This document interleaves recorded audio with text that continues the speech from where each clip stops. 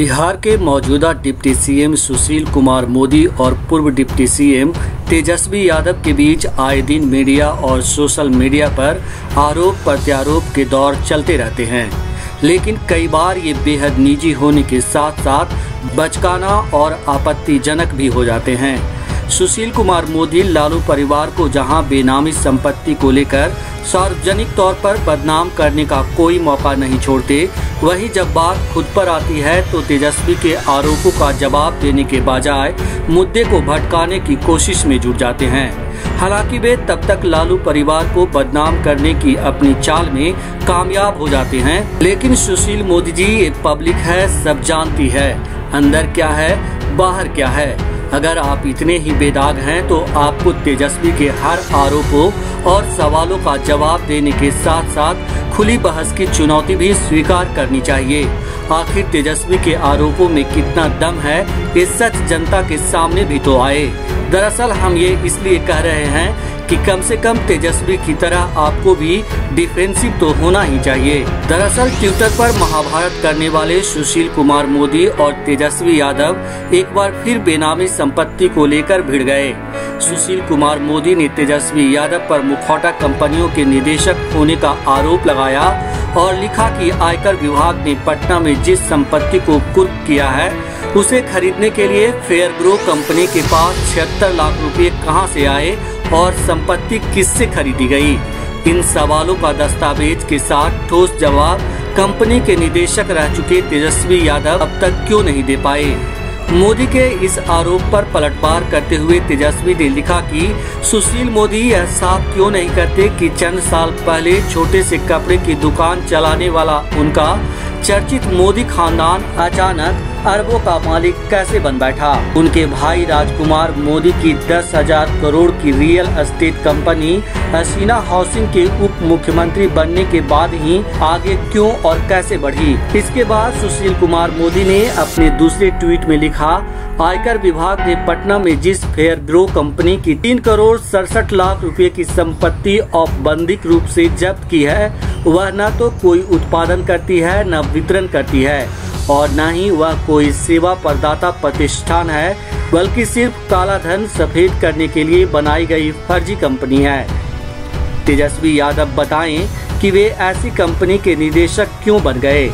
इसके बाद तेजस्वी ने अपने दूसरे ट्वीट में लिखा कि सुशील मोदी इतने बड़े धांधलीबाज और फरेबी हैं कि एक मां की कोख से जन्मे अपने सगे भाई को अपना दूर का रिश्तेदार बताते हैं। जो व्यक्ति अपने भाई को रिश्तेदार बताता हो तो सोच लीजिए वह कितना बड़ा फ्रॉड और दोगला होगा।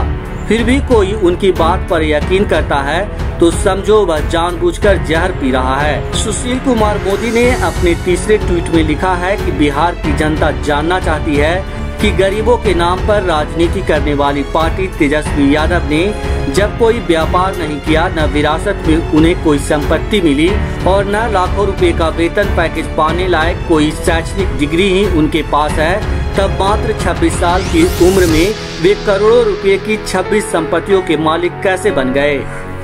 इसके बाद तेजस्वी यादव ने अपने अगले तीसरे ट्वीट में लिखा कि सुशील मोदी जांच एजेंसियों SFIO, ED, CBI, IT को अपने भाई के काले कारोबार की जांच के लिए क्यों नहीं लिखते।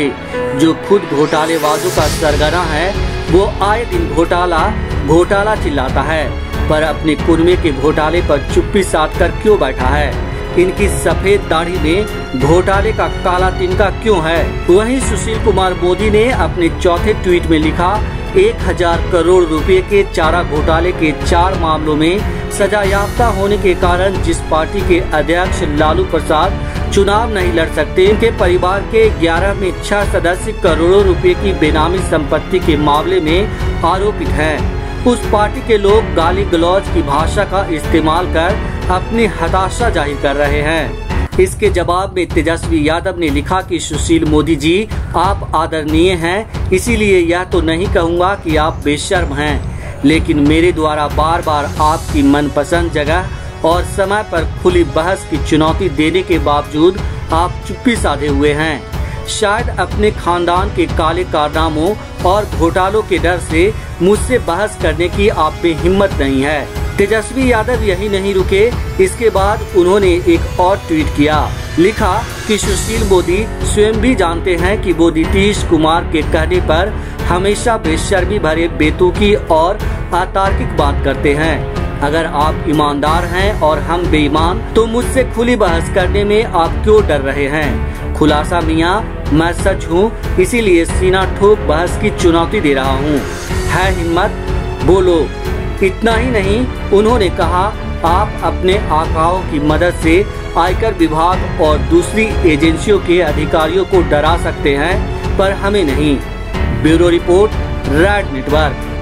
आप देख रहे हैं रेड नेटवर्क। आपसे गुजारिश है, YouTube पर रेड नेटवर्क से जुड़ने के लिए इस सब्सक्राइब बटन पर क्लिक करें। सब्सक्राइब बटन के साथ ही घंटी बनी हुई है, उस पर जरूर क्लिक करें ताकि जब भी हम नया वीडियो अपलोड करें आपको तुरंत इसकी जानकारी मिल जाए और आप लगातार जुड़े रहें रेड नेटवर्क के साथ।